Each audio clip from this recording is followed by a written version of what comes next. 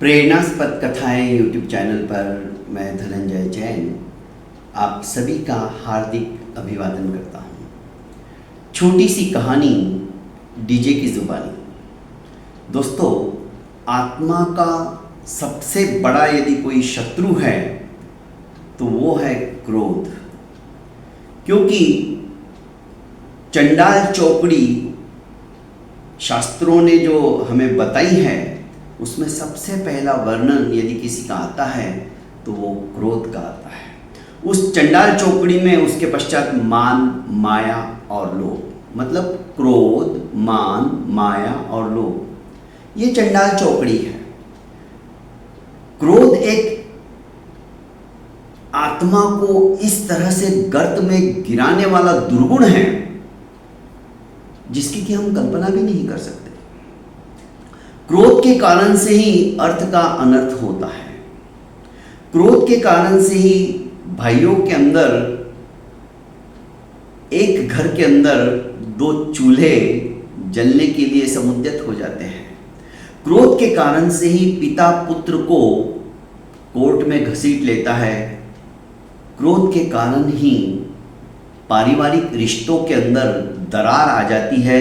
क्रोध के कारण ही पति पत्नी को तलाक दे देता है या पत्नी पति को तलाक दे देती है। क्रोध के ऐसे कई दुष्परिणाम हैं जो कि व्यापार के क्षेत्र के अंदर भी बनती हुई बात को बिगाड़ने का कारणभूत क्रोध ही होता है। क्रोध को शास्त्रकारों ने 4 विभागों के अंदर विभाजित किया है। एक क्रोध अनंतानुबंधी क्रोध होता है, दूसरा क्रोध अप्रत्यख्यानी क्रोध होता है, तीसरा क्रोध प्रत्यख्यानी और चौथा प्रकार का जो क्रोध होता है वो स्वयं ज्वलन नाम का क्रोध होता है। अब एक एक बात का हम एक छोटी छोटी बातों से समझने का इसका प्रयास करते हैं। अनंतानुबंधी क्रोध, वो क्रोध ऐसा होता है जैसे कि पत्थर के अंदर लकीर, पत्थर के ऊपर यदि, शिला के ऊपर यदि हमने ऐसी जोरदार किसी औजार से लकीर कर दी तो वो लकीर मिट नहीं सकती है, आजन्म रहती है। कुछ लोगों का जो क्रोध होता है वो एक बार यदि उनके दिमाग में किसी व्यक्ति के प्रति दुर्भावनावश उन्हें उत्तेजना आ जाती है तो वो जिंदगी भर तक नहीं भूलता है। नासूर की तरह उसका वह क्रोध पनपता चला जाता है शरीर में, बीमारी की तरह। उस बीमारी का कोई इलाज नहीं होता है।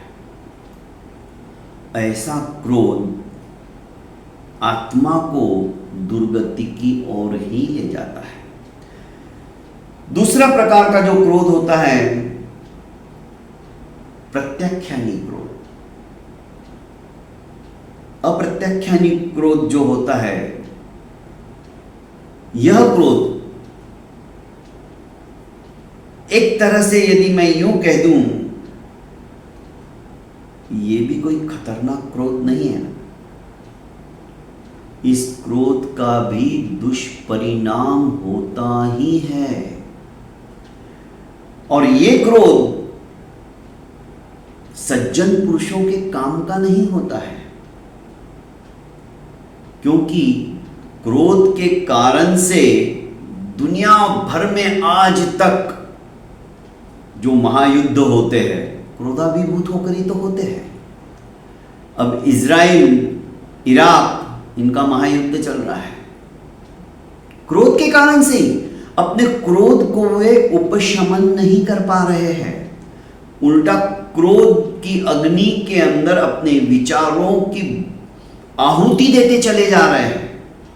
फलस्वरूप ऐसा क्रोध घातक ही होता है। ऐसे क्रोध से सबको बचना चाहिए। प्रत्यख्यानी के पश्चात अप्रत्यख्यानी क्रोध। अप्रत्यख्यानी क्रोध दोस्तों एक तरह से देखा जाए तो रेती के अंदर लकीर के समान होता है। रेती में किसी ने लकीर कर दी तो कब तक वो क्रोध रहेगा? वह क्रोध रहता है एक तरह से जब तक कि हवा नहीं आती है। हवा जब आई तो रेती में जिसने किसी ने लकीर कर दी है वो लकीर मिट जाती है। ऐसा क्रोध साल भर में एक बार आदमी विस्मृत करने की कोशिश करता है। जब ऐसा नवरात्रियों का समय आता है, दिवाली का अवसर आता है, पर्युषण पर्व आते हैं, उस समय में वो आत्मचिंतन करता है और आत्मचिंतन के मंथन के द्वारा जो नवनीत उद्भूत होता है वो सोचने के लिए मजबूर करता है।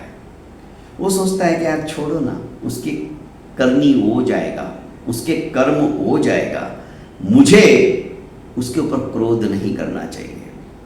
और ऐसी परिस्थिति में जबकि उसकी गलती नहीं है फिर भी जाकर वो उसे क्षमा याचना करता है, जिसको कि हमारे जैनिज्म में मिच्छामि दुक्कडम बोलते हैं। गलती नहीं होते हुए भी अपनी गलती को स्वीकार करना कि भाई मेरे कारण से, मन से, वचन से, काया से, किसी भी प्रकार से यदि तुम्हारे सुकोमल हृदय को आघात पहुंचा है, तकलीफ पहुंची है, तो प्लीज मुझे माफ कर देना। अनंतानुबंधी क्रोध जो होता है दोस्तों, वो होता है पर्वत पे जो बड़े बड़े पर्वत की अट्टालिक शिलाएं होती है, उनके ऊपर किसी ने औजार से रेखांकित कर दिया है, वो मिट नहीं सकता है, वो आजन्म रहता है। अप्रत्याख्यानी क्रोध ऐसा ही होता है, उसकी लकीर भी आसानी से नहीं मिटती है, जैसे शिला के ऊपर किसी ने कर दिया। प्रत्याख्यानी क्रोध रेती में लकीर के समान होता है।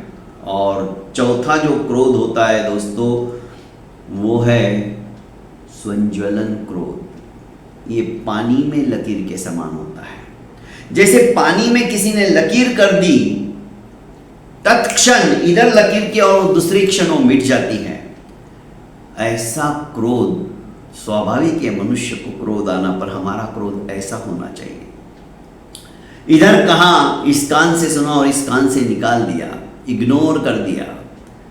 जीवन के अंदर कभी भी ऐसे व्यक्ति जिनके कारण से द्वंद्व होने की संभावना ही नहीं रहती है, वे दुनिया के लिए एक आदर्श हो जाते हैं। एक उदाहरण के माध्यम से आपको बताऊं, सर्दी के दिन थे, ससुर जी धूप सेक रहे थे बाहर, बंगले के बाहर आराम से आरामदायी कुर्सी के ऊपर बैठे हुए थे। बहू आती है कांच के ग्लास के अंदर दूध लेकर,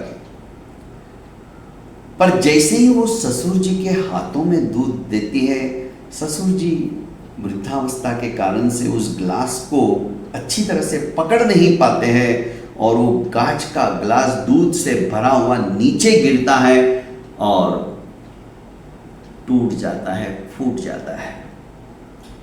जैसे ही उस कांच के ग्लास के टूटने और फूटने की आवाज सासू माँ के कर्णरंध्रों के अंदर टकराती है, वो किचन में से भागी भागी चली आती है और कहती कि बहू,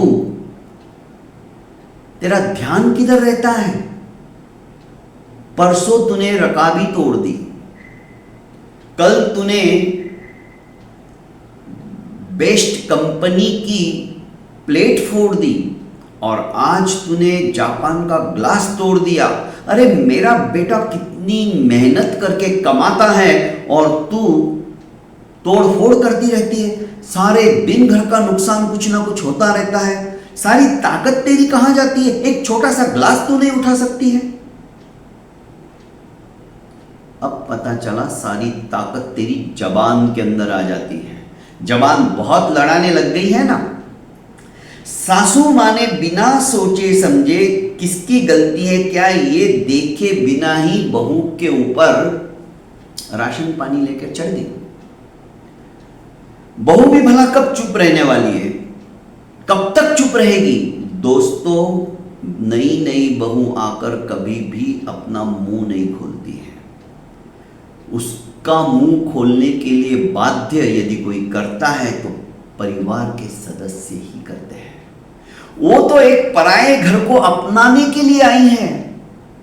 बहुत कम ऐसी बहुएं होंगी जो अपना रुतबा जमाने के लिए इस प्रकार की बातें और झगड़ा और द्वंद्व करती होगी। बाकी कोई भी नई आई हुई बहू अपना आधिपत्य स्थापित करने के लिए परिवार के अंदर क्लेश और क्रोधाभिभूत होकर बंटवारे की बात कभी नहीं करेगी। सासू ने उसको जो मन में आया वो सुना दिया, यहां तक कि उसके घर के परिवार के सदस्यों को भी गिनना चालू कर दिया। तुम्हारे माँ बाप ने तो तुम्हें संस्कार ही नहीं दिए हैं, तुम्हें काम करना ही नहीं आता है, सारा दिन तुम बैठे बैठे खाती रहती हो। अब भला बहू कब सुनेगी? उसने भी छूटते हुए जवाब दिया, हाँ सासू माँ, मैं तो बैठे बैठे खाती हूं और तुम शायद खड़े खड़े खाती होगी। कभी मेरे बाप को गिनाओगी, कभी मेरे माँ का नाम लोगी। जब से इस घर के अंदर आई हूं तुमने चैन से मुझे 2 निवाले खाने को नहीं दिए हैं। अब इस घर को हम क्या कहेंगे? ये घर साक्षात नरक है।